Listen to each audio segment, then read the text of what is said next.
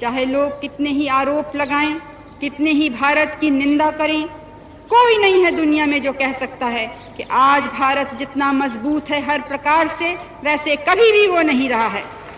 इंदिरा गांधी को अपने जीवन काल में 15 बार स्वतंत्रता दिवस पर लाल किला से भाषण देने का मौका मिला। जब इंदिरा गांधी लाल किले पर होती थी तब उनके बोलने का अंदाज कुछ ऐसा होता था। भारत कोई 5 साल, 10 साल, 100 साल जीने का देश नहीं है। हजारों साल जीवित रहा है और हजारों साल और इसको जीवित रहना है। यह भारत इतिहास में पहली बार ऐसा हुआ था जब 15 अगस्त को लाल किले से कोई महिला बोल रही थी और पूरा देश सुन रहा था।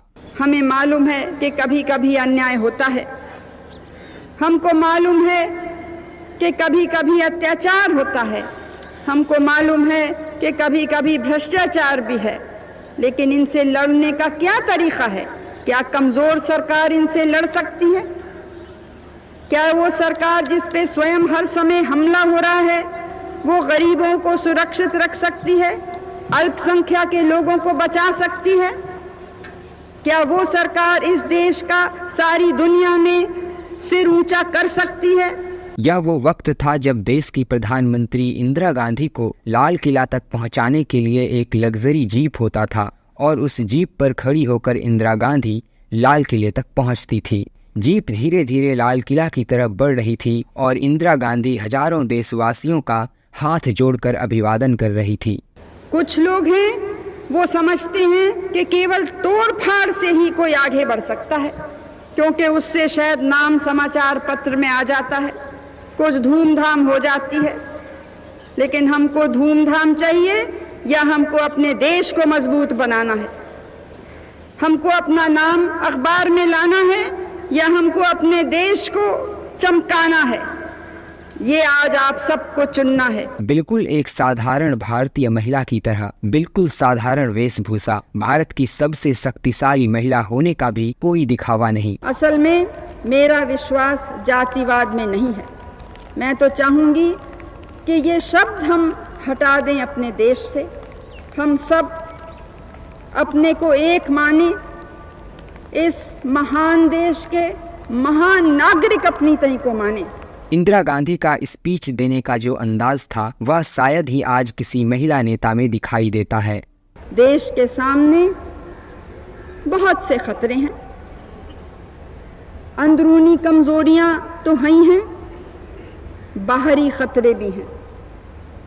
मैं आपको डराना नहीं चाहती हूँ और मुझे ये भी मालूम है कि आप डरने वाले भी नहीं हैं। ना कोई टेलीप्रॉम्प्टर, ना कोई चिट्ठी और ना ही कोई कागज। बिना इधर उधर देखे इंदिरा गांधी देश के सामने हर वो बात रखती थी जो उनके मन में होता था। हमारी आदत हो गई है कि दूसरे को दोष दें, दूसरा गलत काम कर रहा है। हर एक अपने दिल से पूछे कि क्या हम ठीक काम कर रहे हैं कि नहीं, क्या हम उस गलत काम को रोकने के लिए अपनी पूरी ताकत लगाने के लिए तैयार हैं कि नहीं। छोटा सा छोटा आदमी हो, बड़ा सा बड़ा आदमी हो, ये हमें सोचना है और ये सोचेंगे और हर एक अपने में परिवर्तन ला सकेगा तो फिर क्या समाज में परिवर्तन नहीं आएगा? क्या देश में परिवर्तन नहीं आएगा? इमरजेंसी के दौरान स्वतंत्रता दिवस के मौके पर इंदिरा गांधी ने लाल किले से कुछ ऐसा कहा था। चर्चा चलता है कि यहाँ जो आपातकाल की घोषणा हुई ये कब वापस ली जाएगी। ये कोई नहीं देखता कि कई महीनों से ढील दी जा रही है और ढील का नतीजा क्या हुआ। क्या जो लोग छूटे हैं वो उन्होंने ज़रा भी ये कबूल किया कि हिंसा और इस प्रकार के आंदोलन से, काम रोकने से देश की हानि होती है, या वो उसी रास्ते पे आज भी चलने को तुले हुए हैं? ये प्रश्न हमको पूछना है। हमारे हाथ में नहीं है कि क्या होगा, ये उन लोगों के हाथ में है जो देश को तोड़ने में लगे थे, देश में अनुशासनहीनता फैलाने में लगे थे, जो ऐसे गुटों को और व्यक्तियों को प्रोत्साहन दे रहे थे जिन्होंने कभी भी न लोकतंत्र में विश्वास रखा है, न जिस प्रकार की स्वतंत्रता में हम विश्वास करते हैं, या गुट निरपेक्षता में विश्वास करते हैं, या सांप्रदायिकता से लड़ने में विश्वास करते हैं, जिन्होंने कभी भी इन विचारधाराओं से सहमत नहीं रहे, उनको इन आंदोलनों ने प्रोत्साहन दिया था। इंदिरा गांधी के जाने के बाद आज 38 साल गुजर चुके हैं, लेकिन आज तक लाल किला से देश को संबोधित करने का मौका किसी दूसरी महिला को नहीं मिला।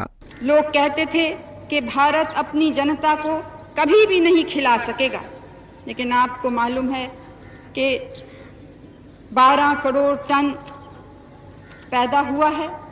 और इस साल हमारी कठिनाई ये नहीं थी कि अनाज नहीं है, ये कठिनाई थी कि उसको रखें कैसे, कहाँ पे रखें। और यह आखिरी बार था जब इंदिरा गांधी लाल किले के ऊपर थी और तब उन्होंने कुछ ऐसा कहा था। जब मैं अल्पसंख्यक की बात करती थी तो ये कहते थे कि इनको तो केवल अल्पसंख्यक की, माइनॉरिटीज़ की, मुस्लिम, सिख, ईसाई, इन लोगों की ज़्यादा चिंता है, और जो यहाँ अपार हमारी दूसरी हिंदुओं की जनता है उसकी बिल्कुल चिंता नहीं है। किसी संदर्भ में जब हिंदुओं की बात आई, और मैं याद दिलाना चाहती हूँ आपको कि हमारे देश में कहीं कोई बहुसंख्या में है और कहीं दूसरा बहुसंख्या में है, कहीं पे कोई धर्म के लोग अल्पसंख्या में हैं और कहीं दूसरे धर्म के लोग अल्पसंख्या में हैं।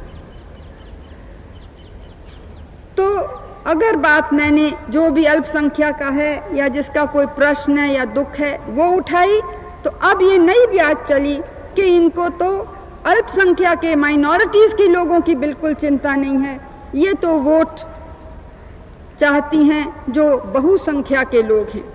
कि आज जाने या अनजाने कुछ ऐसे लोग हैं, कुछ ऐसे तबके हैं जो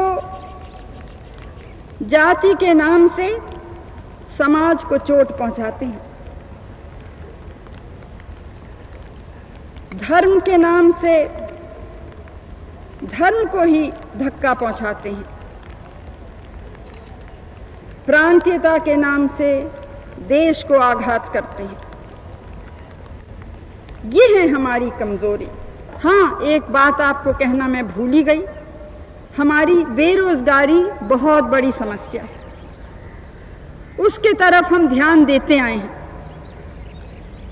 और हमने 2 कार्यक्रम बनाए हैं।